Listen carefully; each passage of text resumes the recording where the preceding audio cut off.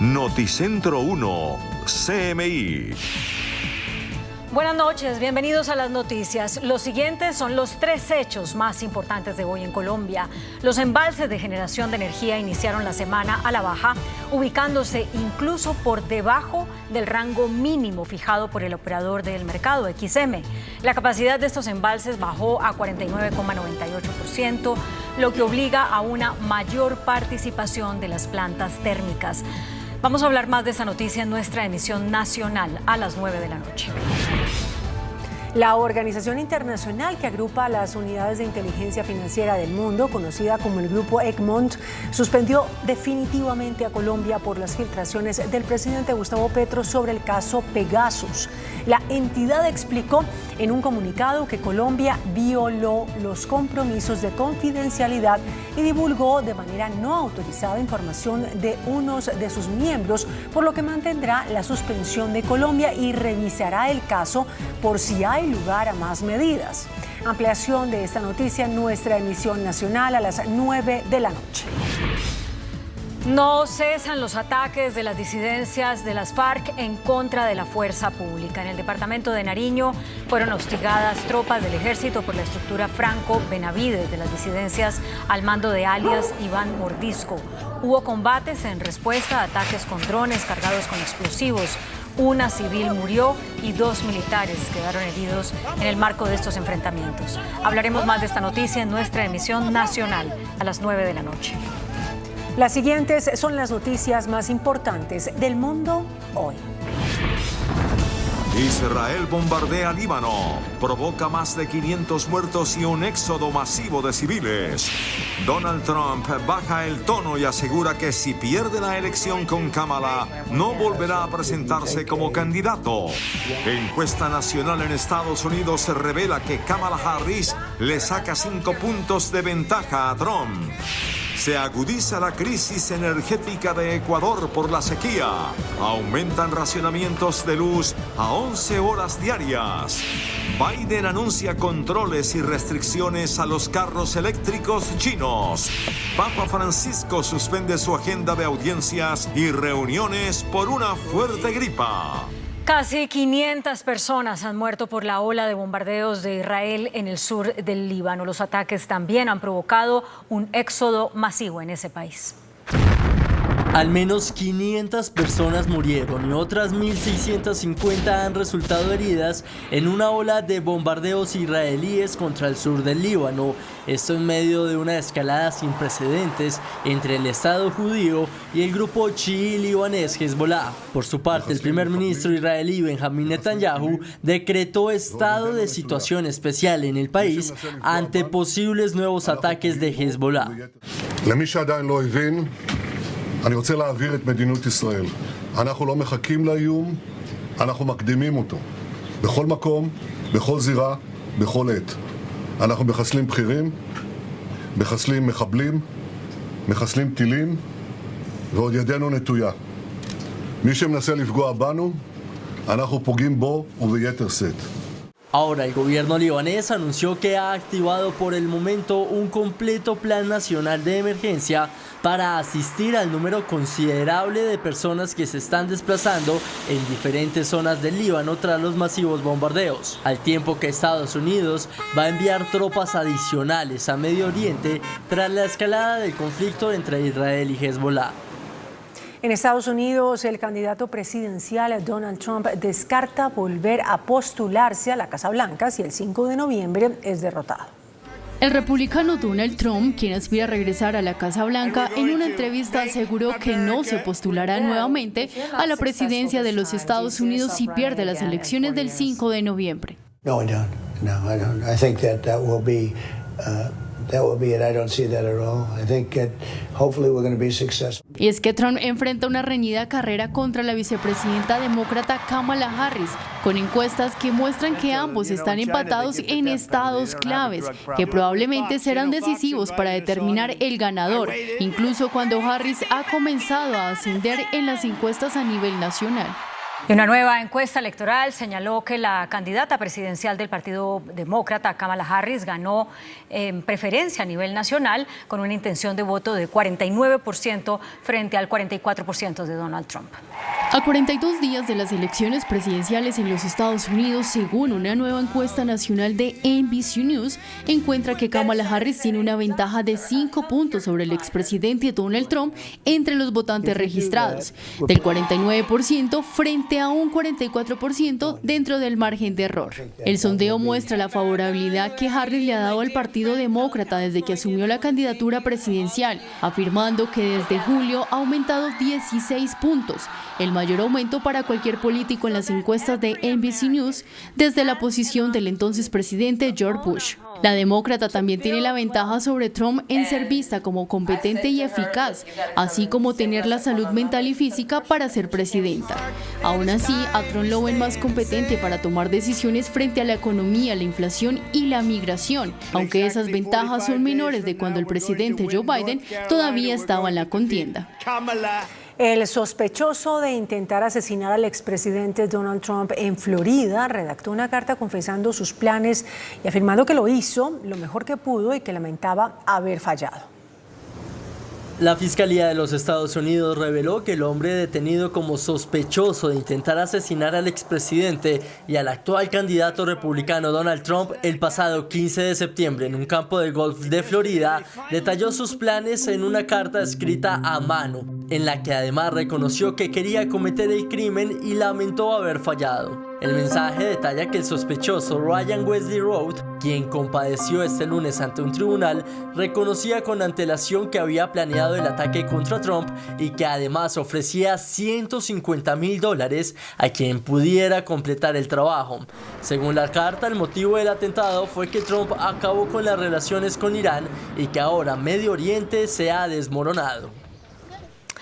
En Ecuador se agrava la crisis energética. Hoy empezó a regir la medida del gobierno consistente en cortes de luz hasta de 12 horas al día. La crisis energética que atraviesa Ecuador por la grave sequía en sus principales centrales hidroeléctricas se recrudeció desde este lunes con apagones programados de hasta 12 horas al día en algunas zonas. La atención está puesta principalmente en el embalse de Mazar, con una cavidad de 410 millones de metros cúbicos, el cual no cuenta ni con la mitad de su capacidad. Sin embargo, el Ministerio de Energía y Minas de Ecuador planteó la posibilidad de que si el país recibe lluvias, los cortes de luz puedan ser más cortos de lo programado. Como ustedes saben, ayer el embalse llegó a 2.114 metros. Cuando llega a 2.110 metros, perdemos el control del mismo, donde se puede cerrar una o las dos turbinas dependiendo de en qué situación estamos en ese día. Y a partir de ese momento dependemos exclusivamente de lo que llueva. La crisis energética también ha llevado a que sectores de la capital, Quito, comenzaran a experimentar racionamientos de agua. En Bolivia aumenta la tensión política. El expresidente Evo Morales aseguró que el gobierno del actual mandatario Luis Arce tiene 4 planes contra él, entre ellos asesinar. Se cumplen 7 días de manifestaciones en Bolivia encabezadas por el expresidente Evo Morales en contra del gobierno del presidente Luis Arce por la crisis económica que ha provocado la escasez de combustibles, la falta de dólares y un supuesto intento de impedir su candidatura presidencial. Morales aseguró que Arce tiene 4 planes contra él, entre ellos asesinarlo. Esta mañana me llegaron policías en servicio activo y me he hecho llegar un chaleco antibala. Te van a tratar contra el viejo IDC. El día martes, el miércoles, militares me hicieron 8 chalecos antibala. El plan es como matar. Por su parte, el mandatario boliviano calificó las protestas como la marcha de la muerte e hizo un llamado al diálogo. Y nuestro gobierno, hasta el día de hoy, ha respondido a estas provocaciones con el llamado al diálogo, porque siempre hemos tenido la convicción de que es posible aún encontrar caminos de resolución positiva de los conflictos a pesar de nuestras diferencias. Las manifestaciones han dejado 34 heridos tras los enfrentamientos a palos y piedras entre los manifestantes de ambos bandos. El Tribunal Supremo de Venezuela aprobó la orden de detención preventiva contra el presidente de Argentina, Javier Milei, solicitada por la Fiscalía. El tribunal, a través de un comunicado, indicó que la orden de captura se da por los presuntos delitos de robo agravado, legitimación de capitales, simulación de hechos punibles, interferencia ilícita en la seguridad operacional de la aviación civil e inutilización de aeronaves y asociación para delinquir. La medida se extiende a otros dos funcionarios, Karina Milei, hermana del mandatario y secretaria general de la presidencia, y a Patricia Bullrich, ministra de Seguridad. Por su parte, la justicia argentina ordenó la captura internacional del presidente Nicolás Maduro y de Diosdado Cabello por crímenes de lesa humanidad. El presidente de Ucrania, Volodymyr Zelensky, llegó a Estados Unidos para reunirse con su homólogo Joe Biden para presentarle el plan de la victoria de la guerra con Rusia, que ya lleva más de 2 años. En el marco de la Cumbre de las Naciones Unidas, el mandatario ucraniano llegó a los Estados Unidos, donde se reunirá con el presidente Joe Biden para presentarle su plan para la victoria y darle fin a la invasión rusa que lleva más de 2 años. Zelensky también presentará su propuesta a los candidatos presidenciales, la demócrata Kamala Harris y el republicano Donald Trump. Нам потрібен мир. Саме так, як передбачено формулою миру. Саме так, як передбачено статутом ООН. Ми все для чого робимо, зброю для захисту нашої незалежності, наших людей, дипломатія для консолідації партнерів і примусу Росії до миру. Por su parte, el gobierno ruso manifestar estar dispuesto a estudiar detalladamente el llamado Plan de la Victoria que presentará el mandatario ucraniano, el cual tiene previsto presentar en la Casa Blanca el 26 de septiembre. El presidente de los Estados Unidos, Joe Biden, propuso prohibir los vehículos que tengan tecnología proveniente de Rusia y de China. El mandatario formuló una nueva normativa para prohibir la circulación de automóviles fabricados con tecnología de estos dos países, lo que en la práctica supone el cierre del mercado a todo vehículo chino. Las fuertes lluvias en Japón superan los promedios históricos y dejan al menos 7 personas muertas y más de 20 heridas. Al menos 7 personas murieron por las inundaciones y los desprendimientos de tierra causados por las fuertes lluvias en una remota zona del centro de Japón, que todavía se recuperaba de un mortífero terremoto a principios de año. La prefectura de Ishikawa, situada en la costa del mar de Japón, reporta además que 7 personas están desaparecidas y que 20 están heridas. Esta región del centro de Japón se vio azotada por las intensas lluvias que no paran desde hace más de 48 horas, con más de 540 milímetros de lluvia acumulados, un récord a nivel local desde que existen registros meteorológicos. El Papa Francisco canceló su agenda de hoy porque tiene gripa. La oficina de prensa del Vaticano comunicó que debido a un cuadro gripal leve y como medida de precaución debido a su próximo viaje a Luxemburgo y a Bélgica, que será del 26 al 29 de septiembre, el líder de la Iglesia Católica suspendió sus audiencias para hoy. En Nueva York, un barco propulsado por amoníaco navega por primera vez reduciendo las emisiones de dióxido de carbono en el transporte marítimo. Un remolcador propulsado por amoníaco se alejó de un astillero en un afluente en el río Hudson y navegó por primera vez para demostrar cómo la industria marítima puede reducir las emisiones de dióxido de carbono que calientan el planeta Tierra. La embarcación realizó su transición de diésel a amoníaco, generando un nuevo combustible libre de carbono. Este primer viaje del remolcador es un hito en la carrera para desarrollar la propulsión de cero emisiones utilizando combustible renovable, ya que las emisiones de transporte marítimo han aumentado durante la última década hasta aproximadamente el 3% del total mundial según las Naciones Unidas. Entrevista CMI. Buenas noches, bienvenidos a Entrevistas CMI. La situación energética del país es compleja hace ya algún tiempo. Sin embargo, el bajo nivel de los embalses que se ha venido registrando por la constante sequía y a falta de lluvias ha complicado mucho más este panorama energético en Colombia. Nuestro invitado de esta noche es Alejandro Castañeda, presidente de la Asociación Nacional de Empresas Generadoras. Presidente, buenas noches y bienvenido. Buenas noches para usted y para todos los televidentes. Presidente, discúlpeme de antemano si inicio con esta pregunta y sería una reacción a Ecopetrol ante lo que dijo hoy. Aseguraron desde Ecopetrol que no se ha solicitado la reserva de diésel para poder continuar con esa capacidad de las térmicas y que en este momento están haciendo un papel fundamental para garantizar la seguridad energética en el país. ¿Se ha solicitado o no se ha solicitado esa reserva de diésel? Presidente, buenas noches.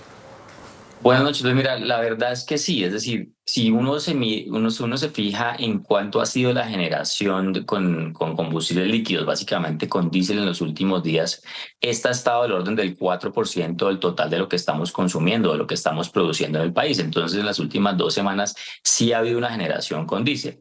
De pronto, lo que sucede es que como nosotros no interactuamos directamente con Ecopetrol, sino que interactuamos con los agentes, con los comercializadores de combustibles, caso por ejemplo Biomax, Primas, que son como los grandes distribuidores que nos comercializan ese combustible a nosotros, puede haber pasado 2 cosas. Uno, que ese combustible solicitado lo tenían ellos en stock, es decir, lo tenían almacenado y nos lo están vendiendo en estas últimas semanas, o como ha pasado en años anteriores, ese diésel está llegando es vía importación, entonces lo importan directamente esos distribuidores mayoristas. Entonces, pues, como te digo, la evidencia de que sí se está utilizando diésel es que estamos produciendo el 4% del total de la energía del país con ese combustible. Ahora bien, es preferible obviamente generar siempre con gas. Desde el punto de vista de logística es mucho más efectivo generar con gas natural que con combustibles líquidos como el diésel, que además son más costosos. Entonces, pues digamos que tiene las 2 aristas, pero lo principal es que sí se está generando y se está produciendo con diésel hoy en día en el país.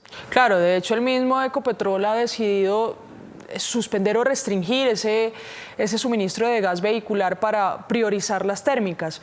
Entre tanto, presidente, ¿cuánto ha aumentado la capacidad o la generación de las térmicas en este momento tan crítico en donde los embalses, que es de donde se registra todo este proceso hidráulico para generar energía, pues está en una situación tan complicada? Las térmicas hoy, ¿cuánto están generando?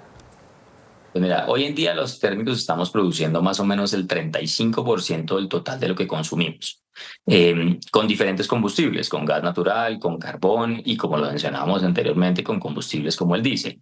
Esto lo que ha hecho es que, digamos que esa generación térmica ha venido subiendo en los últimos meses, que después de que pasamos el fenómeno del Niño en el mes de abril, llegaron algo de lluvia, algunas lluvias llegaron durante el mes de mayo, junio, parte de julio, pero lamentablemente los meses de agosto y septiembre volvimos a sentir la sequía, ha disminuido, digamos, las lluvias en el país bastante, nos está llegando únicamente el 50% de lo que normalmente llueve para este momento, y por eso se hace necesario generar con generación térmica, valga la redundancia.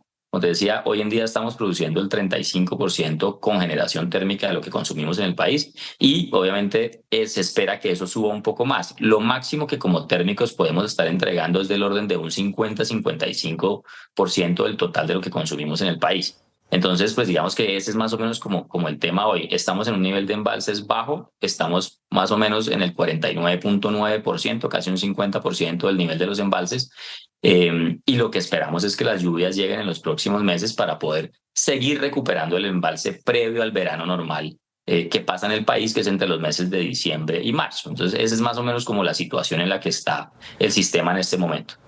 Teniendo en cuenta el nivel con el que se va reduciendo, valga la redundancia, también el nivel de los embalses, ¿podríamos ser sinceros con la ciudadanía y decirle más o menos cuál es la situación que tenemos hoy en generación de energía? Es decir, ¿es crítica realmente? Yo la denominaría que estamos en una situación frágil. ¿En qué sentido? Como te decía, estamos en un 49.9, casi el 50% de llenado de los embalses. Recuerda que cuando estábamos en medio del fenómeno del Niño, digamos que XM y todo el sector, lo que decíamos era, hay un nivel crítico de los embalses que es el 27%. Recuerda que en el mes de abril llegamos a niveles del 28%, lo cual fue pues un nivel muy bajo y que haberlo alcanzado pues eran casi pues cifras históricas. Entonces digamos que tenemos hoy en día almacenado un 22% frente a ese límite crítico. ¿Qué es lo que debe pasar de aquí al 1 de diciembre? Lo que debe pasar es que las lluvias regresen que la generación térmica siga aportando lo que está aportando, ese 35, 40%, 45%, y recuperemos el embalse a niveles más o menos del orden de un 65% o superior. ¿Por qué te digo que esa es otra cifra, digamos, que se maneja en el sector? Y es, si yo llego a diciembre con ese nivel del 65% de agua, puedo estar relativamente tranquilo que tengo la energía suficiente almacenada en los embalses, más la generación térmica para aguantar entre los meses de diciembre y marzo, previendo otra vez que en abril, mayo vuelvan las lluvias al país. Entonces, la tarea que tenemos es esa, hay que seguir embalsando. Lo que ha pasado en el último mes y medio, lamentablemente, es que hemos perdido casi 10 puntos porcentuales, alcanzamos a llegar a un 59%, pero obviamente por esta sequía tan fuerte hemos vuelto a descender a niveles de 49%, y lo que toca es recuperar este embalse hacia el mes de diciembre. Muy bien, presidente, pero esas proyecciones pueden ser para otras regiones del país. Sin embargo, el mismo IDEAM ha dicho que y el Ministerio de Ambiente han dicho que la situación en Bogotá es mucho más compleja, y hay que recordar que Bogotá tiene 8 millones de habitantes fijos y súmele los 2 flotantes, pues serían 10 millones de habitantes diarios. Teniendo esa situación en cuenta, y lo dicho por el IDEAM, que aunque las lluvias se registren en algunas regiones, no se van a registrar las de la Orinoquía, que son realmente las que nutren el sistema Chingaza, que es el que abastece de agua a Bogotá y pues que tiene procesos también hidráulicos. Teniendo en cuenta ese panorama, ¿qué se debería hacer especialmente para la ciudad de Bogotá? Yo te separo la discusión ahí en dos temas. Voy a aclararle a la gente un poco cómo funciona el tema de consumo de agua en Bogotá y el tema de producción de energía a nivel nacional. Entonces, te lo separo ¿por qué? Porque cuando hablamos de los embalses de energía eléctrica, ellos sí están ubicados en diferentes cuencas. Entonces, te pongo digamos que las 3 principales cuencas hídricas para producir energía están en Antioquia, en el oriente, que son, digamos, esta zona que llega, digamos, de estas lluvias de la Orinoquía, y en el centro del país, que es básicamente lo que está asociado al río Magdalena. Entonces, con estos 3 diferentes tipos, digamos, como de ubicación de embalses, el sistema tiene algo de complementariedad hidráulica. Entonces puede que no llueva en la región oriental, pero sí llueva en Antioquia bastante, y en Antioquia es donde tenemos los mayores reservorios desde el punto de vista de agua para la producción de energía eléctrica. Caso diferente obviamente es Bogotá, y tú lo mencionas muy bien. Bogotá, para el consumo de agua, depende exclusivamente de estas cuencas que están, pues de esta cuenca de Chingaza que está y que va a depender obviamente de las lluvias de la Orinoquía. Entonces ahí la situación desde el punto de vista de consumo de agua potable en Bogotá sí es más complicado, y por eso el llamado que está haciendo el alcalde y la presidenta de la empresa de Acueducto Alcantarillado de Bogotá, en el sentido de que tenemos que esforzarnos un poco más en ahorrar. Es decir, la situación desde el punto de vista de consumo de agua puede llegar a ser más crítica que el tema de energía en este momento. Okay. Sí, presidente, y si no se registran las lluvias, que puede pasar también debido al cambio climático que se registra de manera mundial, y se aprieta la sequía, ¿qué se debería hacer? ¿Cuáles son las políticas con las que se debería prevenir un escenario como ese? Fíjate que hay varias cosas. Digamos, en el lado de energía eléctrica todavía nos falta digamos, un poco más de generación térmica. Estamos produciendo más o menos el 75% de lo que tenemos como empresas térmicas que aportarle al sistema en un momento de estrés. Entonces, todavía falta un 25% más, lo cual digamos que nos da algo de holgura, y deberíamos, es decir, si las lluvias se siguen demorando o no llegan, uno podría seguir subiendo la generación térmica para reemplazar un poco más de la hidráulica que se está usando, y llegar, como te decía, a embalsar algo más para poder enfrentar el verano y digamos que sopesar esa falta de agua con algo más de generación térmica. Sí. Y desde el lado, digamos, como decía, desde el lado de los usuarios, pues también se pueden hacer cosas. Es decir, siempre el usuario puede dar una mano, porque fíjate que lo que ha pasado en el último mes y medio es que el consumo de energía eléctrica ha subido, digamos, considerablemente. Hasta hace más o menos un mes y medio, 2 meses previo, digamos, a esa sensación térmica de calor que se ha sentido en algunas regiones del país, estábamos más o menos consumiendo unos 225 gigavatios hora día como país, pero hoy en día estamos consumiendo casi 238 gigavatios hora día, lo cual también genera presión. Es decir, hay que gastar más para producir energía para poder atender a los usuarios del país. Entonces, también desde el lado de los usuarios es bueno hacer el llamado desde ya Incluso el mismo gobierno puede hacer cosas para incentivar a que los usuarios ahorren energía. Programas, como lo dijimos durante el fenómeno del año pasado, programas como Apagar Paga, cosas de ese estilo, donde tú le dices a los usuarios, mire, ahorre energía que yo se la pago, que es mejor pues darle un incentivo monetario para que el usuario cambie su forma de pensar. Y hagamos cosas sencillas, es decir, apagar las luces cuando no estamos utilizando las habitaciones en las que estamos o la sala de nuestros hogares donde no estamos. Mirar que efectivamente que los televisores y electrodomésticos no tengan un consumo permanente de energía. Cosas de ese estilo, digamos que son acciones pequeñas, pero que nos llevan también a que sumados como país pues tengamos ahorros significativos. En su momento, en el año 2015-2016, cuando estábamos en medio de ese fenómeno del Niño fuerte del año 2015-2016, se lograron ahorros de la demanda más o menos del 5%. Entonces eso también ayuda y da una mano a esta situación en la que estamos. Ok, son medidas que se deben tomar de manera preventiva, sin embargo, ¿se podría dar un parte de tranquilidad y decir que no habrá un apagón en Colombia? Pues digamos que vamos a depender mucho de cuánta lluvia nos va a llegar en los meses de octubre y noviembre. Yo creo que efectivamente va a llover y que nos va a llegar agua suficiente, como te digo, para recuperar los embalses por encima a niveles del 60-65%. Pero pues no sobra, digamos, como te digo, tomar medidas desde ya para incentivar a los usuarios a que moderen un poco el consumo o que tengan, como te decía, incentivos para ahorrar energía. Entonces digamos que no puedo decirte hoy que efectivamente pues vamos a estar en un racionamiento, pero entre más agua logremos acumular de aquí hasta el 1 de diciembre, que es cuando arranca el verano normal en Colombia, pues vamos a estar en una mejor situación de arranque, y lo que todos queremos evitar y por lo cual digamos este sector viene trabajando incansablemente es no llegar a una situación como la que está viviendo nuestro país vecino Ecuador, donde se están presentando racionamientos de 8 o 9 horas diarias dependiendo de la región, y eso es lo que no queremos llegar y por eso pues estamos trabajando para eso. Qué bueno que mencione Ecuador, porque de hecho Colombia tiene un convenio para estos procesos de energía, para poder entregarle energía a Ecuador cuando lo necesite y pues Ecuador a nosotros cuando lo llegáramos a necesitar. Sin embargo, por la situación compleja que vive Ecuador de racionamiento, ¿cree usted, y por la situación frágil, como usted lo mencionó, que vive Colombia en materia energética, sería bueno entonces reducir un poco las exportaciones de energía al vecino país? Pues digamos que suena odioso decirlo, porque uno también tiene que ponerse en la situación del vecino, pero en este momento, digamos, yo creo que el país debe primar frente a las decisiones, digamos, comerciales y de intercambio de energía con Ecuador. ¿En qué sentido? Como te decía, hoy en día lo que estamos haciendo es que con algo de térmica, más o menos el 4%, 5% de lo que estamos produciendo en el país, lo estamos exportando a Ecuador. Entonces, si uno quiere, digamos, como tomar precauciones adicionales, es decirle a Ecuador, mire, yo no le puedo vender esos 10 gigavatios hora de día completos, sino le puedo vender la mitad de eso porque no tengo más, porque estoy ahorrando yo también agua en mis embalses.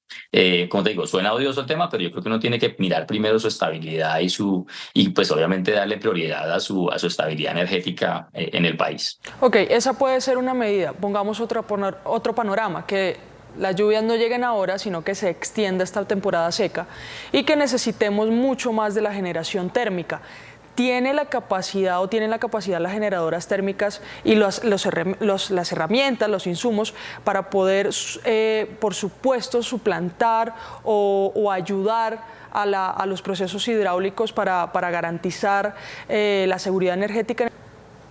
No, aquí hay que ser muy claros, es decir, este es un sistema que está diseñado para que exista una complementariedad entre lo hidráulico y lo térmico, y ahora pues que ha entrado algo también de energía solar con renovables. Entonces, hasta el momento como funciona nuestro sistema es, digamos, en función, qué pena la redundancia, en función del sistema hidráulico. Entonces, la térmica al 100%, es decir, si somos capaces de producir y prender todas las plantas al tiempo, estamos hablando que nuestra obligación frente al sistema puede ser del orden de unos 118 gigavatios, que eso corresponde a lo que estamos consumiendo hoy, a el 50%. Puede subir un poco más porque existen algunas plantas térmicas que no tienen esos compromisos de obligación frente al sistema, y eso sube más o menos a unos 125, 128 gigavatios hora día. Eso representa el 55, máximo el 58% del total de lo que estamos consumiendo. Entonces la respuesta sencilla es no, yo como térmico no puedo reemplazar el 100% de la hidráulica porque no existe la capacidad instalada para hacerlo. Yo lo que hago como térmico es uno, ayudarle al sistema a generar todo lo que más pueda para poder embalsar de aquí hasta diciembre. Y una vez lleguemos al momento de diciembre y sabiendo qué tanta agua tenemos en los embalses, continuar generando de forma completa, así como lo estábamos diciendo, con a full capacidad térmica, para que el embalse se vaya disminuyendo de forma muy gradual y lleguemos, como te decía, al mes de abril y mayo ya con un embalse, pues obviamente cercano a los niveles críticos, pero pues obviamente sin llegar a esos niveles. Entonces, como te decía, tenemos hoy en día almacenado el 20%, es decir, frente al nivel crítico que es del 27, estamos en un 49, eso nos da un 22% de agua almacenada por encima de los niveles críticos. ¿Qué queremos y a qué deseamos? Subir lo más que podamos y estar por encima, ojalá, del 65% para poder, digamos, que pasar sin afugias el próximo fenómeno del Niño. Sí, presidente, cuando yo hablaba de insumos me refería esencialmente a los que usan las generadoras para poder funcionar, es decir, gas y combustible líquido. ¿Tendría los insumos suficientes las generadoras para poder aumentar esa capacidad máxima que usted me dice podría estar entre un 55 y 58%? Sí, ahí la respuesta también es contundente y es sí. Hoy en día tenemos, uno, el gas importado, que no lo teníamos hace 8 años en el anterior fenómeno del Niño, del 15-16. Tenemos una facilidad de importación que es capaz de suministrarle a 2.000 megavatios térmicos, a 3 plantas térmicas que representan esa capacidad, que es más o menos el 10% de la capacidad instalada total del país. Gas importado de forma permanente y con esa facilidad de importaciones que estos agentes vienen generando desde el año pasado. 2, tenemos carbón para también más o menos unos 1.800 megavatios, que son con los que se está también generando de forma continua. Tenemos también combustibles líquidos, como lo mencionaba anteriormente, se viene generando con combustibles líquidos y tenemos, digamos, algunas disponibilidad también de gas adicional. Por ejemplo, la misma facilidad de importación de Cartagena tiene disponibilidad como de unos 50 millones de pies cúbicos que te pueden abastecer 1 o 2 plantas también de generación. Entonces, en general, digamos que tenemos un muy buen abastecimiento y buena capacidad de combustibles para poder generar, como lo decíamos anteriormente, y llegar a ese 55, 58, 60% del total de lo que consumimos en el país. Y como te digo, esto está garantizado porque existen los incentivos regulatorios, caso, por ejemplo, el cargo por confiabilidad, que me obliga y me compromete a mí como agente térmico a tener mi planta al día con los mantenimientos, con los combustibles, con los seguros, con todo el andamiaje completo para poder, como te decía, para poder garantizar a los usuarios que estamos ahí para dar la confiabilidad que se requiere. Digamos que hay algunos elementos del Ministerio, por ejemplo, el Ministerio de Minas y Energía, por ejemplo, la semana pasada sacó unas resoluciones con las cuales nosotros sí tenemos algunas observaciones de fondo que sí podrían poner en riesgo, digamos, esa cadena de pagos o ese flujo de pagos desde el lado de la generación térmica, y le hemos hecho obviamente los comentarios a esa resolución que salió a consulta, pero digamos, si el sistema funciona como está hoy diseñado y tiene la regulación que está y que nos funcionó en el fenómeno del Niño que acabamos de salir, pues estaríamos diciendo que tenemos todos los incentivos como generadores térmicos para producir esa energía y, como te digo, garantizar la confiabilidad. ¿Y a qué se refieren esas resoluciones y por qué ustedes las ven peligrosas? Digamos que esa resolución cambia la forma como se despachan las plantas. ¿Qué es despachar las plantas? Es decirle a cada uno de los jugadores o de los agentes que están en el sistema quién prende y cómo se le va a pagar. Entonces, digamos que esa propuesta regulatoria que sacó el ministerio cambia esa forma de regulación y obviamente pues eso genera incertidumbre porque pues es un esquema que no se conoce, es decir, es una propuesta que no ha sido probada en anteriores fenómenos del Niño, ni siquiera en el pasado en el que acabamos de salir, y cambia, como te digo, las condiciones de juego en medio del partido. Es como si tú estás jugando un partido de fútbol y te dices, mira, es que ya no tienes que hacer gol en la cancha del frente, sino que tienes que hacer gol en la cancha del lado que la vamos a poner dentro de 5 minutos. ¿Sí me entiendes? Es cambiar un sistema que viene andando y viene funcionando de forma bruta, lo cual, como te digo, pues eso no lo compartimos. Claro, en medio de una situación compleja o frágil, como usted la ha denominado. Presidente, algunos de sus colegas gremiales aseguran que hay una necesidad para la reactivación de proyectos de exploración, especialmente de hidrocarburos, que a las térmicas pues les vendría muy bien. ¿Usted opina lo mismo que sus colegas? Yo estoy totalmente de acuerdo, es decir, mira, nosotros consumimos más o menos, nosotros somos el mayor consumidor de gas natural del país. Nosotros consumimos en un año normal más o menos el 20-25% del total de lo que se puede producir de gas natural en Colombia. Pero cuando llegan fenómenos extremos como este, digamos, estas sequías y estos fenómenos del Niño, podemos subir ese consumo de combustible de gas natural y subirlo casi al 50-55% del total de lo que se produce de gas en el país. Entonces, siendo nosotros los mayores interesados, el mayor consumidor de gas, pues que estemos importando desde hace 8 años, pues no es el escenario ideal. Obviamente nos ha funcionado. Y pues gracias a las decisiones que se tomaron en su momento, pues tenemos una disponibilidad de gas, porque si no hoy en día estaríamos muy mal, estaríamos muy complejos desde el punto de vista de suministro de gas.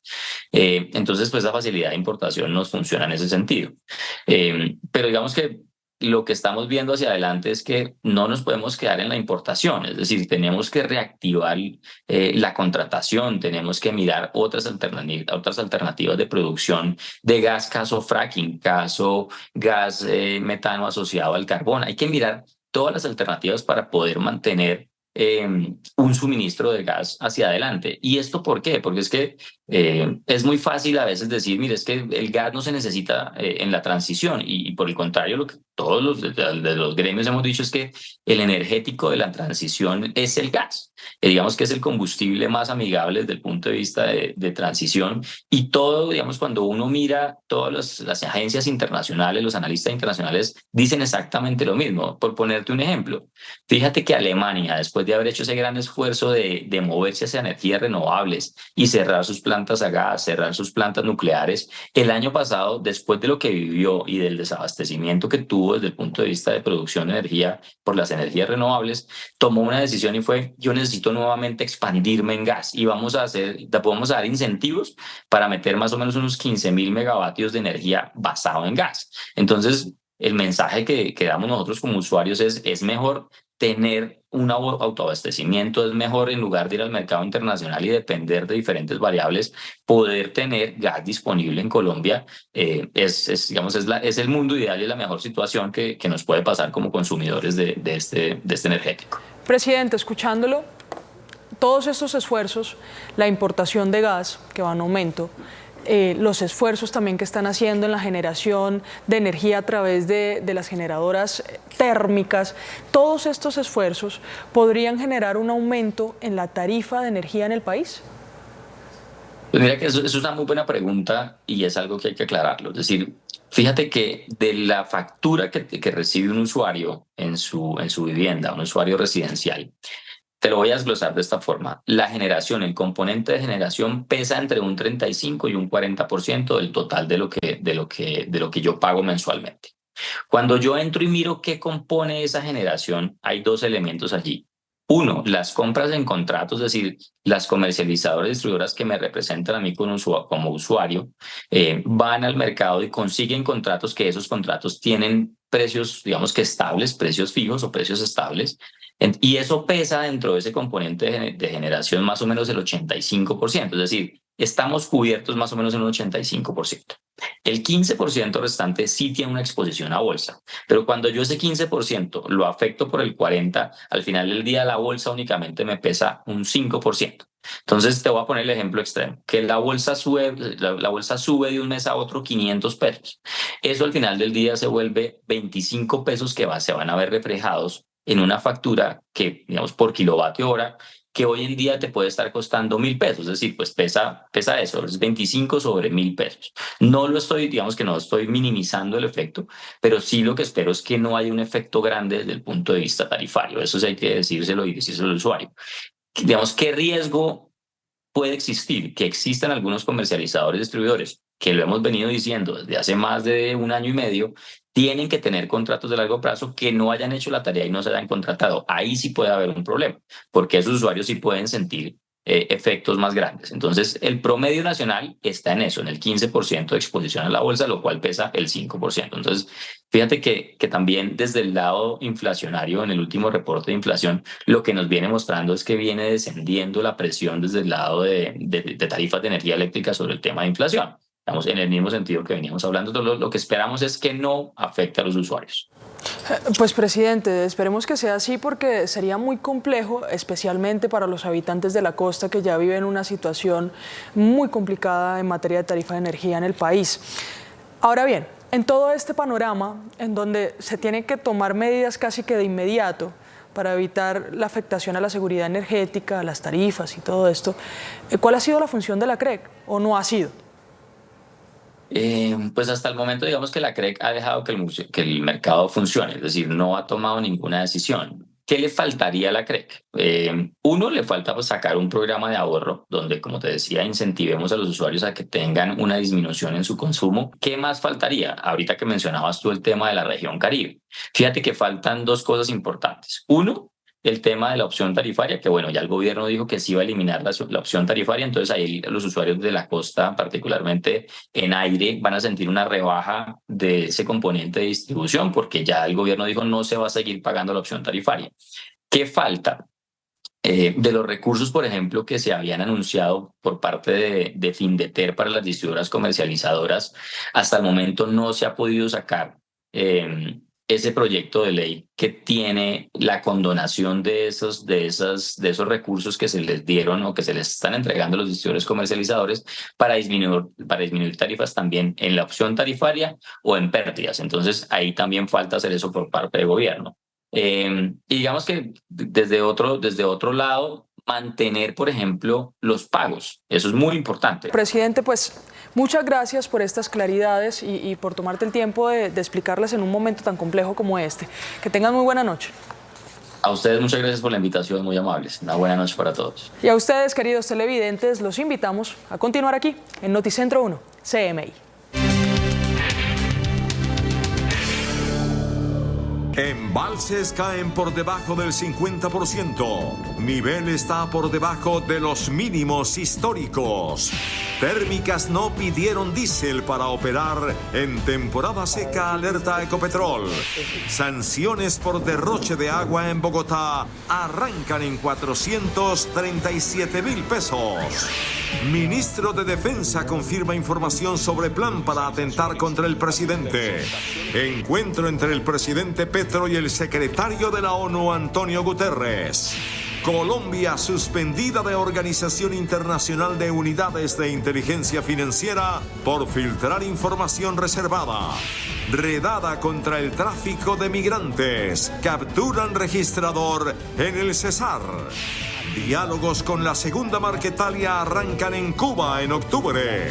Estado de Derecho está bajo amenaza, advierten exministros y expertos juristas.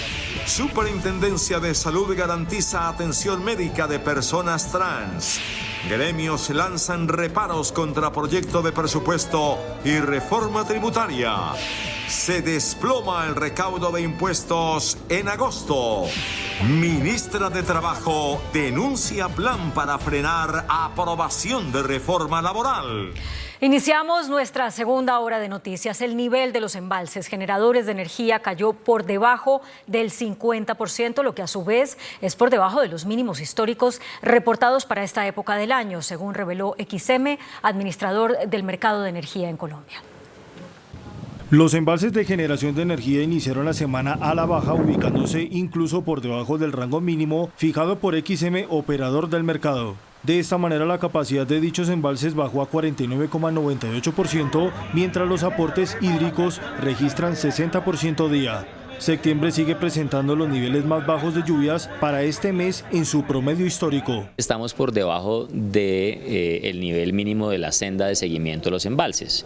Esto significa que tenemos una meta como sector, y es que esos embalses deberían estar más o menos al 65% para el mes de noviembre, a final de noviembre. Por regiones, el nivel de los embalses muestran un mayor descenso en Valle con 35% y Antioquia con 45%. Le siguen Centro y Oriente con 52% y 55% respectivamente. En un mayor nivel están Caldas y Caribe.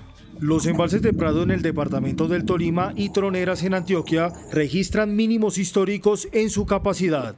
La situación llevó a una mayor participación de las plantas térmicas, que llegan al 35%. Estamos produciendo más o menos diario unos 83 gigavatios hora día, con lo cual pues hemos soportado la caída, pero sin embargo se están mostrando caídas del orden de, pues se ha visto perder embalse más o menos unos 10 puntos básicos en el último mes y medio. Se espera que las lluvias lleguen en octubre y noviembre para tener los embalses suficientes en el verano entre diciembre y abril de 2025.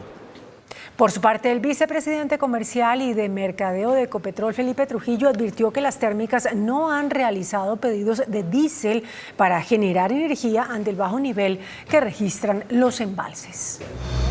Con el fin de tener los combustibles líquidos suficientes para las plantas térmicas y responder a la emergencia energética por la caída de los embalses, Ecopetrol hizo un llamado a este sector para que reporte si requiere de diésel.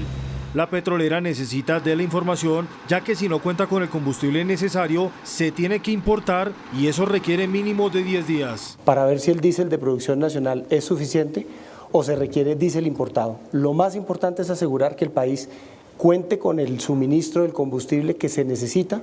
El directivo anunció que hay mantenimiento programado de varias plantas como la regasificadora de Cartagena. Un mantenimiento programado, ASPEC lo está avisando oportunamente y es responsabilidad del sector tomar las medidas. Desde las térmicas respondieron que solo el 4% del sector usa diésel, el cual es adquirido con comercializadores mayoristas en contratos ya establecidos. Con la sequía también aumentan los incendios forestales. Hay 11 activos en diferentes regiones del país. Hay 11 incendios activos en el país, 6 en Tolima, 2 en Boyacá, en Valle del Cauca son 2 también y en Cauca 1. Probablemente, y pues esto ya lo tendremos que determinar y lo tendrán que investigar por supuesto las autoridades, probablemente no se inician por quemas agrícolas, sino puede haber ahí otros incidentes o incluso malos criminales. Los incendios que están en zonas agrícolas, pues tendremos que empezar a construir de la mano, por supuesto, del gobierno nacional, gobernadora, la recuperación de eso. Estas conflagraciones han afectado 6.759 hectáreas de bosque. Estamos ante la posibilidad, ya lo evaluaremos, por supuesto, de la mano de las autoridades locales, de que lo de Natagaima pueda tratarse de un mega incendio. Un incendio de unas proporciones que no habíamos tenido en Colombia antes de él. Habrá que ver si es una sumatoria de incendios que se fueron encontrando entre ellos mismos o si vamos a poder decir que Colombia entra ya en la fase de los mega incendios fuera de las sabanas. La alcaldía de Bogotá tiene listo el decreto que impone sanciones a los derrochadores de agua a partir del próximo 29 de septiembre. La multa sería de 16 salarios mínimos diarios legales vigentes. Este es el borrador de decreto que establece las acciones que quedarán sujetas a multas a partir del retorno al racionamiento de agua diario el próximo 29 de septiembre. Se prohíbe el uso de agua potable para lavado de fachadas, parqueaderos y vehículos, el riego de jardines, zonas verdes o infraestructura recreacional o deportiva y el llenado de estanques ornamentales. Estas actividades solo podrán realizarse con agua reciclada, agua lluvia previamente recolectada o agua cruda. Se prohíbe la captación de agua de las fuentes hídricas sin la autorización de la autoridad ambiental. Se prohíbe deteriorar, dañar o alterar los cuerpos de agua, zonas de ronda hídrica y zonas de manejo y preservación ambiental en cualquier forma. Quien incurra en alguna de estas conductas deberá pagar 693.328 pesos y además asistir a un curso pedagógico. El documento también determina una drástica sanción para las entidades públicas que tengan sistemas e implementos de alto consumo de agua. El incumplimiento de esta medida otorga la facultad de suspender el servicio público domiciliario de acueducto e incumplimiento del parágrafo del artículo 8 del citado decreto. El documento establece incentivos a usuarios residenciales que durante 2 periodos de facturación consecutivos disminuyan el uso de agua potable en 1 metro cúbico respecto de su consumo promedio del semestre inmediatamente anterior. El borrador está publicado para comentarios y espera la firma del alcalde para entrar a regir. El ministro de la Defensa, Iván Velásquez, confirmó que hay un plan para atentar contra el presidente Gustavo Petro y anunció un refuerzo en la seguridad del mandatario y de su familia. A pesar de que hace algunos días el comandante de las fuerzas militares, el almirante Francisco Cubides, negara un plan para atentar en contra del presidente de la República, hoy su jefe, el ministro de Defensa Nacional Iván Velásquez, ratificó lo que dijo en su momento el mandatario, que hay un plan para asesinarlo. Hemos tenido información de por lo menos un plan para atentar contra el señor presidente. La reconfirmación que esa información existe, que se ha venido adelantando una tarea de investigación. Aseguró que se brindó mayor protección para el presidente de la República, Gustavo Petro, y su familia.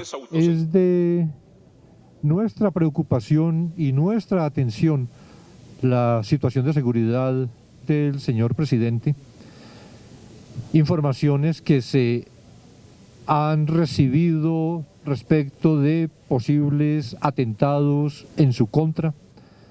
Sobre ello, el fortalecimiento que se hace de la seguridad de él y de su familia, pero también y especialmente de las labores de investigación que se están adelantando. Las declaraciones se dieron en medio de un foro de derechos humanos en la Universidad Militar en el norte de Bogotá. Este lunes en Nueva York, el presidente Gustavo Petro inició su agenda en la Asamblea de Naciones Unidas. El canciller Luis Gilberto Murillo, quien lo acompaña, entregó detalles sobre la reunión con funcionarios de la Casa Blanca. David Parra, allí en Nueva York, con todos los detalles.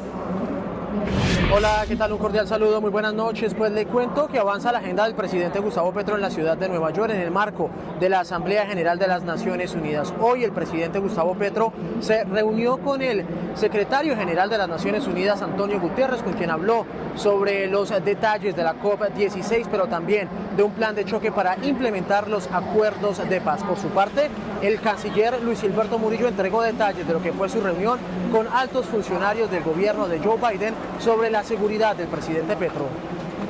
Avanzamos en el hecho de que los mecanismos de cooperación que ya tenemos se pongan en función de ayudarnos también a disminuir o eliminar esos riesgos. Tenemos varios mecanismos de cooperación con Estados Unidos que ustedes conocen muy bien. Tenemos una cooperación en seguridad que implica cooperación militar, que implica cooperación policial, cooperación en inteligencia y cooperación judicial. Bueno, asimismo el canciller Luis Gilberto Murillo se reunió con su homólogo venezolano Iván Gil, en donde se abordó la reapertura de los consulados en Venezuela y también el funcionamiento 24 horas de los puentes internacionales. Un punto muy importante sería la posible reunión entre el presidente Gustavo Petro y su homólogo venezolano Nicolás Maduro en Venezuela. Por su parte, el presidente Gustavo Petro entregó detalles de lo que fue su reunión y su participación en la Cumbre del Futuro. Mi intervención en la cumbre del mañana, del futuro, que se hizo en el recinto de Naciones Unidas, giró alrededor del tema de la inteligencia artificial, su articulación, que podría ser muy negativa si se usa en energías fósiles con la crisis climática, o al contrario, la posibilidad de disparar completamente las energías limpias. En su agenda del día, el presidente Gustavo Petro también se reunió con empresarios norteamericanos y con la Cámara Colombo-Americana. Sí creemos es que tenemos que pasar del diálogo a la acción, y parte del ejercicio es cómo construimos conjuntamente en acciones que nos permitan generar desarrollo para el país, acciones relacionadas con el sector agrícola, acciones relacionadas con el sector de infraestructura, acciones relacionadas con el sector de vivienda, acciones relacionadas también con el acompañamiento a la micro, pequeña empresa que permita aprovechar las oportunidades. Bueno, pues espera que mañana el presidente Gustavo Petro sostenga una nutrida agenda en las Naciones Unidas, en donde realizará su intervención principal. También se reunirá con el presidente palestino. Es la información que tenemos a esta hora en la ciudad de Nueva York. David Parra, Noticentro 1 CMI. Estaremos atentos, David, muchísimas gracias. Y la Fiscalía abrió una investigación sobre los presuntos planes para atentar contra el presidente Gustavo Petro. La Dirección Especializada contra Organizaciones Criminales de la Fiscalía tiene abierta una noticia criminal. Se investigan las denuncias del presidente Gustavo Petro sobre supuestos planes para atentar contra su vida. Las alertas del presidente en ese sentido se escucharon en la Plaza de Bolívar y en Armenia Quindío durante el encuentro de medios alternativos organizado por el Ministerio de las TIC. El presidente advirtió que la orden del supuesto atentado se ejecutaría en máximo 3 meses, pero no dio mayores detalles ni pruebas. Las investigaciones de la Fiscalía están en cabeza del fiscal delegado Raúl Humberto González. Su dependencia establecerá lo anunciado por el jefe de Estado en redes sociales y en discursos presidenciales. La organización internacional que agrupa las unidades de inteligencia financiera del mundo, conocida como el Grupo Egmont, suspendió oficialmente a Colombia de su organización tras la filtración de documentos reservados por parte del presidente Gustavo Petro. Para la compra de Pegasus, la DIPOL compró en efectivo por $11 millones a una empresa israelí un software para espiar celulares en medio del estallido social y antes de las campañas, y lo hizo la DIPOL. Por estas declaraciones del presidente Gustavo Petro, Egmont Group, la organización con sede en Canadá que agrupa 177 unidades de inteligencia financiera en el mundo, confirmó a través de un comunicado firmado por su presidente la decisión de suspender oficialmente a Colombia. Los jefes del grupo Egmont de Unidad de Inteligencia Financiera han confirmado la suspensión del acceso de Unidad de Inteligencia Financiera a Colombia. Según el comunicado de la presidenta de Egmont, los principios de la organización exigen una autonomía absoluta de las unidades de inteligencia financiera y su independencia operativa. Deben mantenerse libres de cualquier influencia o interferencia indebida de carácter político, gubernamental o industrial. La organización explicó que la suspensión se mantendrá hasta nuevo aviso. Esta medida de emergencia permanecerá vigente mientras el grupo Egmont evalúa más a fondo la situación de acuerdo con nuestros procedimientos internos. Egmont confirma que hubo una divulgación no autorizada por parte de Colombia de información proporcionada por uno de los miembros de la organización, lo que incumple los compromisos de confidencialidad de los canales cerrados de la entidad. Las autoridades desarticularon una banda dedicada al tráfico de migrantes. Entre las personas capturadas está el registrador de La Paz, Cesar. En un operativo del CTI de la Fiscalía se capturó en las últimas horas al registrador y la secretaria de la Registraduría de La Paz en el Cesar y a varios auxiliares de esa entidad, señalados de hacer parte de una red de tráfico de migrantes que al parecer tenía como epicentro Valledupar y Cesar. Los operativos se adelantaron con apoyo de la Policía Judicial de Migración Colombia, el Ejército y la Embajada de Estados Unidos. Preliminarmente se conoce que la red se dedicaba a obtener de forma ilegal la nacionalidad y ciudadanía colombiana para ciudadanos dominicanos y venezolanos, utilizando registros civiles falsificados y documentación adulterada.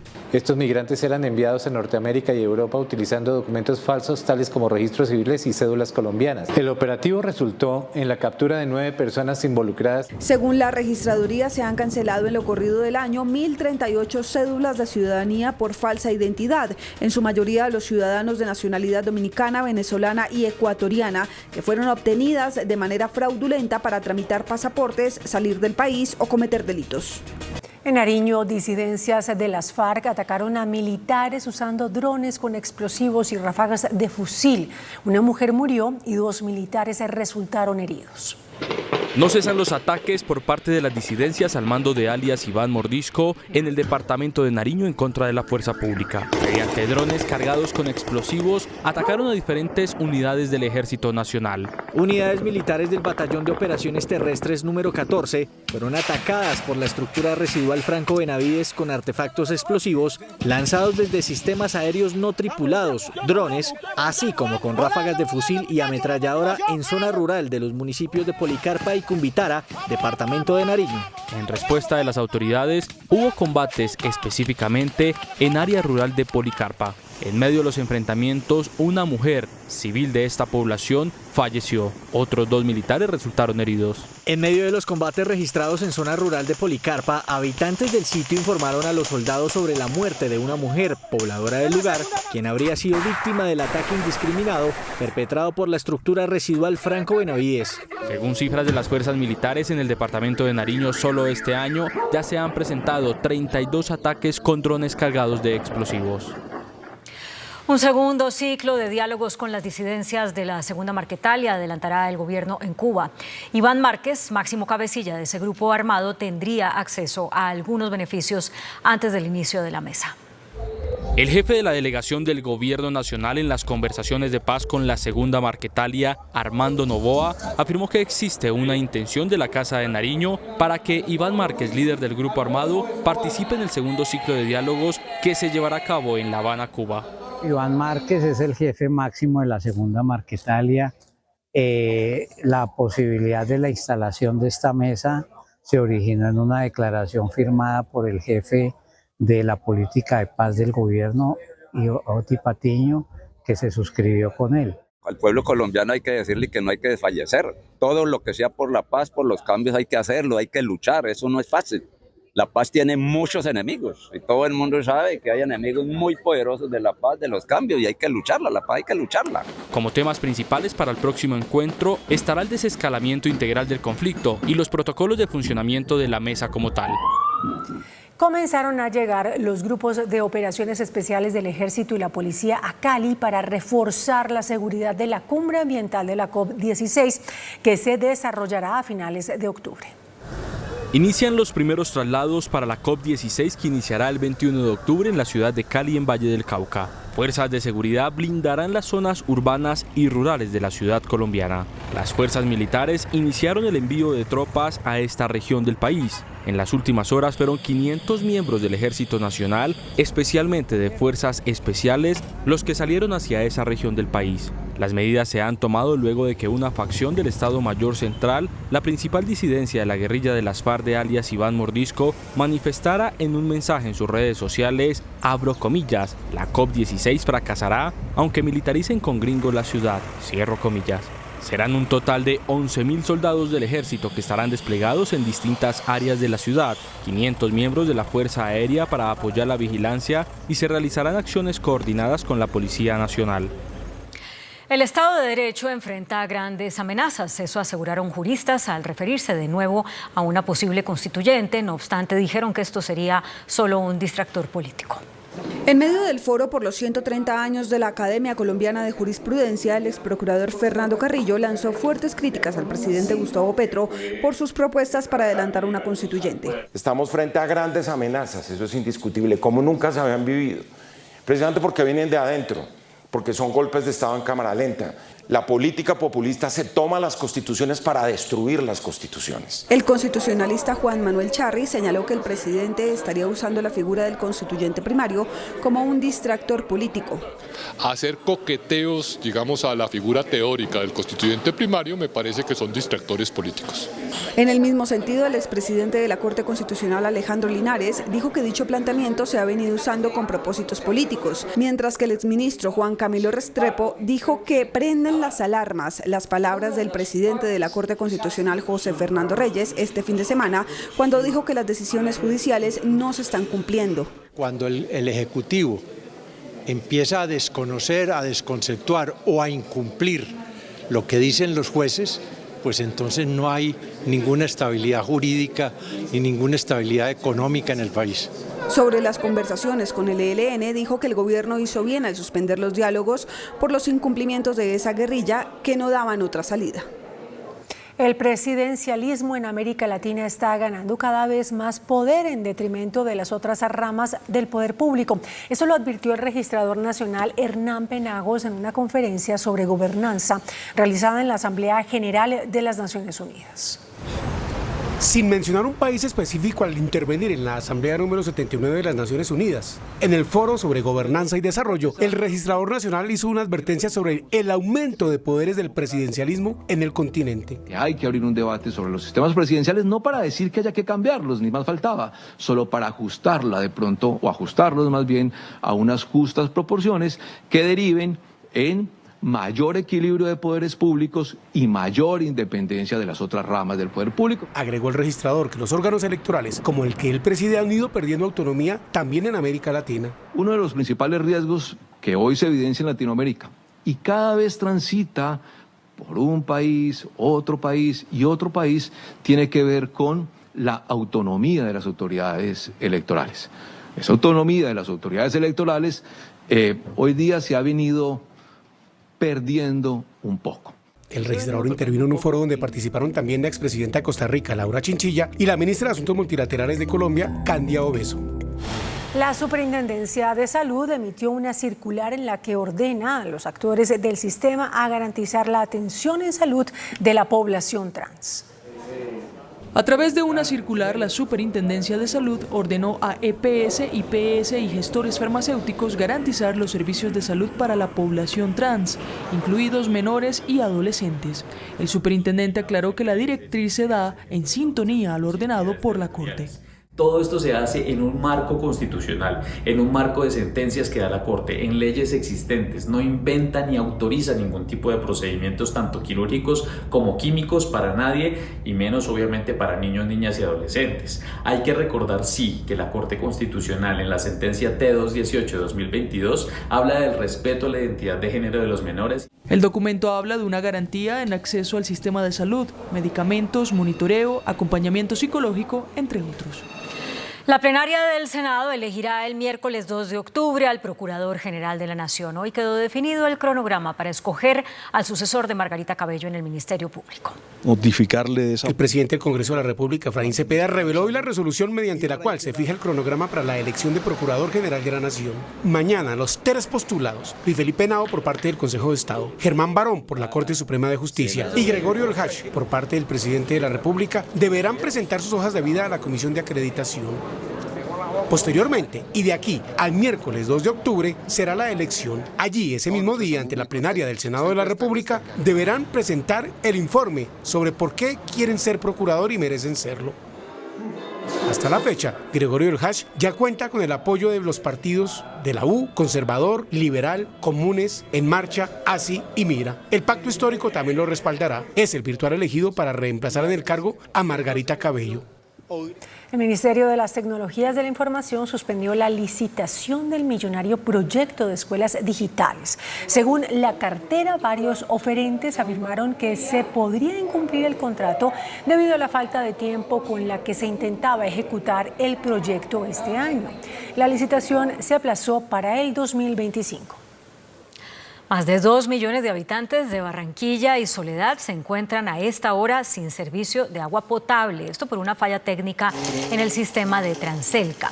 La falla ocurrió en momentos en que operarios de la empresa AAA ejecutaban labores de mantenimiento preventivo del sistema de autogeneración para la misma planta de tratamiento. Una vez termine, la empresa Transelca comenzará el restablecimiento del servicio de acueducto. El representante legal del operador a cargo de los cementerios distritales de Bogotá denunció ante la Fiscalía a Consuelo Ordóñez, directora de la Unidad Administrativa Especial de Servicios Públicos, por presunta corrupción. Después del nuevo capítulo de choques entre el operador de los 4 cementerios distritales y la UAESP, que ocasionó el cierre de los camposantos durante este fin de semana, se conoció esta denuncia que el representante legal del operador, Eder Parada, interpuso a la directora de la entidad, Consuelo Ordóñez, por presuntamente haberle pedido un millonario monto de dinero para prolongar el contrato de concesión en una reunión el pasado 24 de enero. Un total de 5.000 millones de pesos moneda corriente que debían ser entregados a la señora Consuelo Ordóñez de Rincón por concepto de dádivas o coimas en atención a la propuesta dada por ella. La directora respondió a las graves acusaciones a través de este video enviado por redes sociales. He presentado entonces denuncia penal por injuria y calumnia contra este señor. Mientras tanto, la UAESP aseguró que garantizará los servicios fúnebres a quienes lo necesiten. En los públicos hay unas garantías de subsidio para unos estratos y eso es lo que la UAESP va a garantizar con los parques privados. Luego, no hay en este momento ningún riesgo para la prestación del servicio. La obra del Metro de Bogotá ya tiene en funcionamiento 3 vigas lanzadoras, que son inmensas grúas capaces del montaje de estructuras que pueden ser de 600 toneladas de peso. Esa estructura metálica de colores naranja y azul que se divisa por los cielos de la localidad de Bosa es la tercera viga lanzadora que hay en la ciudad y se encarga del izaje e instalación de las dovelas del viaducto. La viga lanzadora está parada sobre los capiteles y es capaz de levantar cada una de estas dovelas, colocarlas en posición de que puedan ser unidas y a través de un epóxico y cables de tensionamiento o de post-tensionamiento estructurales generar la luz de la viga en U que se va a apoyar sobre esos capiteles. Es gracias a su inmensa fuerza que se hace posible instalar las estructuras que van entre las columnas y que poco a poco forman el viaducto, sin necesidad de tener una grúa sobre el suelo que obligue a detener el tráfico. Se espera que a lo largo de los 24 kilómetros de extensión de la obra, la ciudad pueda contar con 8 de estas modernas grúas que permitirán cimentar cada día más el viaducto del metro elevado que ya se aprecia por los cielos capitalinos. Una ola de bombardeos del ejército israelí en el sur del Líbano deja al menos 500 muertos y más de 1.600 heridos. El expresidente de los Estados Unidos, Donald Trump, descarta postularse nuevamente a la presidencia si es derrotado en noviembre. Las noticias del mundo en Noticentro 1, CMI. Tras la ola de ataques que ha lanzado el ejército de Israel contra el sur del Líbano, que dejó 500 personas sin vida, entre ellas 35 menores de edad y más de 1.600 heridas, el gobierno libanés activó un plan nacional de emergencia para asistir el número considerable de personas que se están desplazando en diferentes zonas del país. El republicano Donald Trump aseguró que no se postulará nuevamente a la presidencia de los Estados Unidos si es derrotado en noviembre. And then, if you're not successful this time, do you see yourself running again in 4 years? No, I don't. No, I don't. I think that will be it. I don't see that at all. I think that hopefully we're going to be successful. El gobierno ecuatoriano aumentó su racionamiento de energía a 11 horas ante la peor sequía que enfrenta el país. El gobierno aclaró que los cortes ya no serán solamente en la noche y en la madrugada como estaba contemplado hasta la semana pasada, sino también durante el día en distintos horarios dependiendo de las ciudades y barrios. En una carta que enviaron a los 40 congresistas que tienen en sus manos los proyectos de ley de financiamiento y de presupuesto, el Consejo Gremial Nacional presentó sus reparos a esas iniciativas y les pidió no aprobarlas como las ha planteado el gobierno. Las consideran inconvenientes para la reactivación económica. Esta es la carta con la que el Consejo Gremial Nacional, que representa a los 32 gremios empresariales más grandes del país, le pide al Congreso de la República que se archive la reforma tributaria o ley de financiamiento. De manera que lo que tenemos frente a nosotros es una ley que no solamente afectará al año 2025, sino que se estima afectará por lo menos los próximos 5 años en forma negativa. En el Consejo Gremial hay consenso alrededor de pedirle al Congreso que la ley de financiamiento, como está propuesta actualmente, sea archivada o negada. Sí, así es, eso es lo que decimos en el documento. El Consejo Gremial ha pedido entonces 2 cosas, ha pedido que se ajuste el presupuesto a los recursos que verdaderamente tiene la nación y con los cuales va a poder contar la nación durante el año 2025, y segundo, se le ha pedido al Congreso no incluir una ley de financiamiento que eventualmente termine generando mayor recesión y termine generando un impacto sobre los hogares y sobre las empresas colombianas que en este momento están apenas algunas de ellas tratando de recuperarse. La Dirección de Impuestos y Aduanas Nacionales, la DIAN, reportó una caída del 30% en el recaudo tributario en agosto. De acuerdo con el reporte de la entidad, el recaudo tributario en el año acumulado a agosto fue de 178,63 billones de pesos, lo que representa una caída del 9,42% frente al mismo mes del año anterior. En la variación mensual la reducción es mayor, al pasar de 23,25 billones a 12,50 billones de pesos, para un retroceso del 46,1%. El impuesto que más representó en ingresos para la nación fue la retención en la renta, que registró 63,7 billones de pesos. Sin embargo, el balance de impuestos no es positivo y ya se da por hecho que no se cumple con la meta del Ministerio de Hacienda para este año. El director de la DIAN, a través de un video, no se refirió al resultado del recaudo, pero destacó la recuperación de la cartera morosa por 4,2 billones de pesos. Sin esos recursos, el país no va a tener los recursos para atender todos los programas sociales. Se espera una mejoría de los resultados hacia el cierre del año. Esta noche se radicó el informe de ponencia del proyecto de presupuesto general para el 2025 por un monto de 523 billones de pesos. La reunión de ponentes de las comisiones económicas del Congreso no llegaron a ningún acuerdo para modificar el monto del presupuesto. Mañana, en la discusión y votación del proyecto, se definirá el futuro de la iniciativa.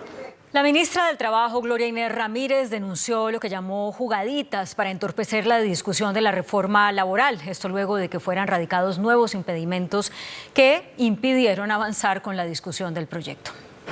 La plenaria de la Cámara no logró avanzar este lunes con la discusión de la reforma laboral ante las nuevas solicitudes que piden apartar a congresistas de la discusión. Estamos esperando, si mañana en la tarde hay plenaria, pues esperamos que la plenaria se reasuma, dando por descontado que la Comisión de Ética tendrá el quórum y podrá resolver las 4 recusaciones que hay en el tema de la reforma laboral. De otra parte, la ministra de Trabajo anunció que el gobierno tiene listos nuevos decretos sobre la reglamentación de la reforma pensional. Colgamos el segundo decreto, que es el que tiene que ver con los nuevos fondos colectivos para manejar el ahorro complementario. Se espera que mañana se reanude el debate sobre la reforma laboral en la Cámara. La Sociedad de Agricultores de Colombia considera inviable e inconveniente para los trabajadores del campo la propuesta del gobierno sobre salario mínimo en las actividades rurales. El gremio pide tener en cuenta que muchas actividades se realizan por horas.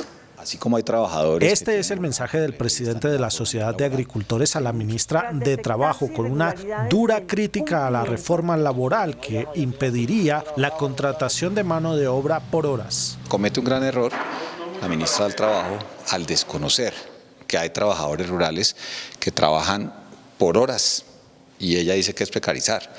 Precarizar es dejar a la gente sin la posibilidad de tener acceso a las prestaciones sociales y a todos los mecanismos que hemos propuesto desde la SAC. Y hay que tener en cuenta que la tasa de informalidad laboral en el campo es superior al 86%. El dirigente le hace el siguiente llamado al Congreso, que va a discutir la reforma laboral. Ya estamos en manos de lo que las representantes a la Cámara decidan y ojalá para eso haya una buena discusión, porque como lo hemos dicho siempre, puede ser peor el remedio que la enfermedad. Colombia Sostenible 2030. Hoy en Colombia Sostenible 2030 hablamos de los avances del país en acciones para hacerle frente al cambio climático y para gestionar riesgos por este fenómeno de cara al cumplimiento de las metas de la Agenda 2030 de las Naciones Unidas. En el marco de los compromisos de Colombia y de la Agenda de Sostenibilidad de Naciones Unidas, así avanza el país en materia de acciones por el clima. Entre las estrategias que se han implementado está la operación de sistemas de alertas tempranas en varios municipios del país. En el año 2023 se beneficiaron más de 5.500 familias con subvenciones económicas de arrendamiento temporal debido a eventos que afectaron viviendas en zona de alto riesgo. De estas, 960 fueron relocalizadas temporalmente bajo el programa de reasentamiento de la Unidad Nacional para la Gestión del Riesgo de Desastres. El índice de capitalización de la bolsa, que mide el comportamiento de las 25 principales acciones, cerró al alza. El índice selectivo MSCI Colcap de la Bolsa de Valores de Colombia subió 0,1% a 1.322 puntos. La acción del Grupo Suramericana fue la que más subió, con una valorización de 2,91% a 28.300 pesos. La acción de Mineros fue la que más bajó, con una pérdida de 3,06% a 3.490 pesos. La acción más negociada de la jornada fue la de Preferencial Bancolombia, al movilizar más de 27.000 millones de pesos, con una variación positiva de 1,07% a 33.940 pesos. La tasa representativa del mercado que regirá para mañana martes será de 4.155 pesos con 31 centavos. Los profesionales del cambio compran la divisa en promedio entre 1.950 pesos y la venden entre 1.970 pesos. Un euro cuesta 4.613 pesos con 50 centavos. La libra de café en Nueva York se cotizó a $2 con 63 centavos. El azúcar se transó en 22,56 centavos de dólar la libra. El barril de petróleo WTI se cotizó en $70 con 72 centavos. La referencia Brent para Colombia se cotizó en $73 con 53 centavos. Una acción de Ecopetrol cuesta 1.920 pesos. Un emprendimiento que nació por una necesidad derivada de la pandemia es hoy un ejemplo de resiliencia. Se trata de una confeccionista que sacó adelante su negocio en medio de las dificultades del COVID-19. Vivir para inspirar. Estos momentos Joana Becerra inició su emprendimiento a raíz de las necesidades de la pandemia con el apoyo del sector de la caña de azúcar y con un capital inicial de 200.000 pesos. Con ese dinero lo que hice fue comprar los primeros metros de tela y gracias a un gran amigo mío que es ilustrador me fió esas primeras ilustraciones y con eso fue que arranqué mi emprendimiento. Cuenta cómo fue desarrollando su idea de negocio. Mi primera colección se llamaba Siembra de Caña y buscando información por internet di con una publicidad de convocatoria a compromiso rural para emprendimientos de la región. Entonces lo que hice fue comprar algunos metros de tela, mandarlos a estampar con la ilustración que mi amigo me había hecho y llevarles eso. Actualmente este emprendimiento llamado Mar de Gea busca exportar las prendas hacia nuevos mercados. Hasta aquí Noticentro 1 CMI.